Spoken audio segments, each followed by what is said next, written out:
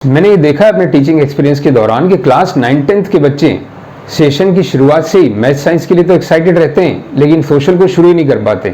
Class तक वो books को देखते ही रहते हैं, फिर एग्जाम टाइम में बड़ी मजबूरी में उठाते हैं, पढ़ने की इच्छा ही नहीं होती।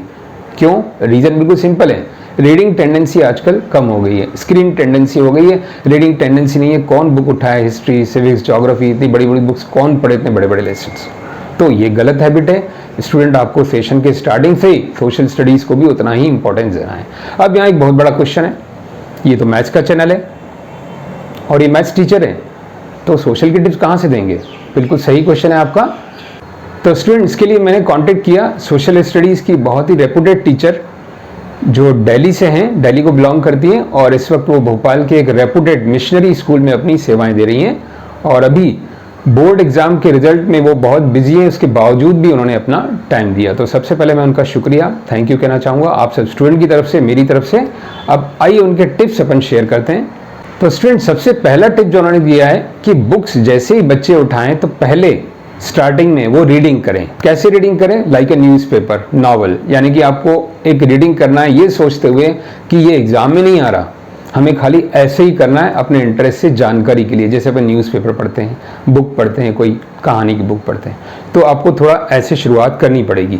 रीडिंग, सिंपल रीडिंग, मान लिया आपने एक चैप्टर का किया, कोई भी एक चैप्टर, सिविक्स का, ज्योग्राफी का, हिस्ट्री का। उसके बाद आपको क्या करना है स्टूडेंट कि इसमें जो पैरा इंफॉर्मेटिव है, जैसे मान लो मैं न्यूज़पेपर पढ़ रहा हूँ, मुझे न्यूज़पेपर में ये खबर है, सीबीएसई के बारे में आई है, एग्जाम के बारे में आई है, मैंने उसको हाईलाइट कर लिया न्यूज़पेपर में। तो ऐसे ही बुक में आपको कोई पैराग्राफ इंफॉर्मेटिव लगता है तो उस पैरा को आपने हाईलाइट कर लिया। अब हाईलाइट करने के बाद क्या करना है? हाईलाइट करने के बाद उसमें से अपने नोट्स बनाने हैं। अब मान लीजिए आपने एक चैप्टर में 6 पैराग्राफ चूज किए जो कि बहुत ही इंफॉर्मेटिव हैं, जिसमें काफ़ी जानकारी दी गई है। अब उसको हाईलाइट तो कर लिया आपने, अब उसमें से जो इंफॉर्मेशन दी है अपनी लैंग्वेज में, अपनी इजी लैंग्वेज में कन्वर्ट करके अपने शब्दों में उसको कॉपी में लिखना है, यानी कि ऑन नोट्स बनाने हैं। प्रिपेयर योर ऑन नोट्स, ये एक मैडम का मैसेज है कि आप लोगों को अपने खुद के नोट्स बनाने हैं। Don't depend on other notes. क्या होता है, ये तो मैंने भी देखा है कि जो दूसरों के नोट्स, जब हम कॉलेजेस में भी पढ़ते थे, दूसरों के नोट्स बहुत अच्छी, हैंडराइटिंग सब बढ़िया है, लेकिन उसका इम्पैक्ट हमारे ऊपर 50 to 60% होता था। लेकिन जो अपने नोट्स बनाए, चाहे अपनी हैंडराइटिंग खराब हो, लेकिन वो हमने खुद लिखे हैं। इसका साइंटिफिक रीजन है स्टूडेंट, क्योंकि वो हम खुद लिखते हैं, पेन चलता है, ब्रेन चलता है और हमारी आईज उसको कैच करती हैं, तो ये तीनों मिलके ब्रेन में इंटरप्रेट कर जाते हैं वो नोट्स, और वो एग्जाम टाइम में हमारी बहुत हेल्प करते हैं। तो prefer to prepare your own notes. अब अगला टिप जो मैडम ने शेयर किया वो बहुत ही इंपॉर्टेंट है और बहुत ही अच्छा टिप है कि जितनी डेट्स होती हैं, तिथियां, डेट्स, यानी battle of Panipat, quit India movement, ऐसा हो गया, जो भी डेट्स हैं उनको आप एक जगह पे नोट कर लीजिए। पूरी डेट्स एक पेपर पे स्केच पेन से हाईलाइट करके नोट कर लीजिए, और हो सके तो अपने घर में वॉल पे या कहीं डोर पे पेस्ट करके रख लीजिए, तो आते जाते आप उनको देखते रहें और पढ़ते रहें। इस बहाने वो याद हो जाती हैं। एक रीज़न ये है उसका कि याद हो जाती हैं, और एट अ ग्लेंस हम सामने देखते रहेंगे तो एग्जाम तक तो आपको डेट्स याद ही हो जाएंगी। और दूसरा रीज़न ये है कि जब आप आंसर्स लिखते हैं, भले उसमें डेट ना पूछा हो, लेकिन आप अपनी डेट्स का जिक्र करें, उसमें डेट्स के बारे में डिस्क्राइब करके आप क्वेश्चन आंसर लिखेंगे तो वो बहुत ही इंप्रेसिव रहता है, उसमें मार्क्स आपको अच्छे मिलने के चांस रहते हैं।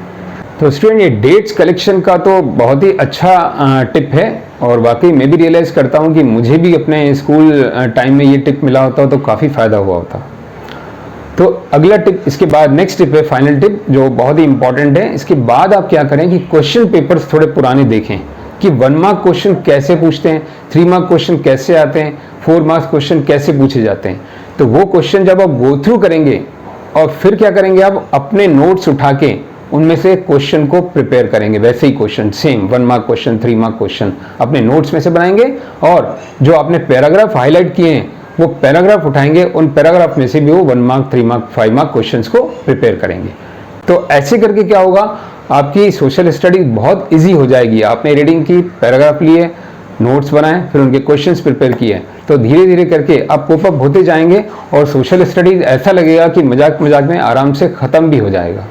और जब तक आप ये एग्ज़ाम आएंगे तो जब सोशल स्टडी को जब आप रिवीजन करने जाएंगे तो सब कुछ रेडीमेड आपके हाथ में होगा, आपकी मेहनत बिल्कुल ही बच जाएगी क्योंकि सामने डेट्स लिखी हुई हैं, आप याद कर रहे हैं। और हाँ, डेट्स को लिखने में एक और फ़ायदा है कि जब आप कोई आंसर्स याद कर रहे हैं, मान लो आपके क्वेश्चन में कोई डेट के बारे में पूछा है, तो आपको बुक्स को बार बार नहीं खोलना पड़ेगा, आपका बहुत टाइम बच जाएगा कि आपको ये डेट का क्या हुआ था, ये इंसिडेंट कौन सी डेट को हुआ था, तो वो आप खोलेंगे बुक को तो आपका टाइम वेस्ट होगा। तो डायरेक्ट जहाँ आपने डेट्स का कलेक्शन किया है उसको देख के आप डेट देख सकते हैं एग्जाम के दिनों में। तो आपका ये सबसे बड़ा फायदा है डेट्स को कलेक्शन करने का। और अगर स्टूडेंट आप लोग रट के भी मान लीजिए कोई आंसर्स याद करते हैं कहीं से रिफ्रेशर से अपने नोट्स में से, तो एक काम जरूर करें, मिरर के सामने जोर से लाउडली बोल के याद करें।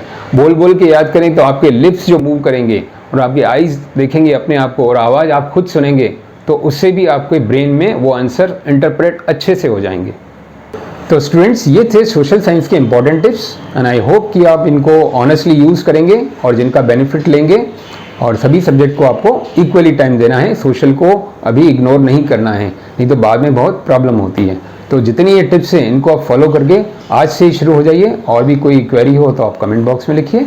मिलते हैं अगले वीडियो में साइंस के टिप्स के साथ। आप उनको मिस मत कीजिए वीडियो को, और सब्सक्राइब नहीं किया चैनल तो आपने सब्सक्राइब करिएगा ताकि आपको नोटिफिकेशन अगले वीडियो का मिल जाए। तब तक आप सुरक्षित रहिए, अपना ध्यान रखिए।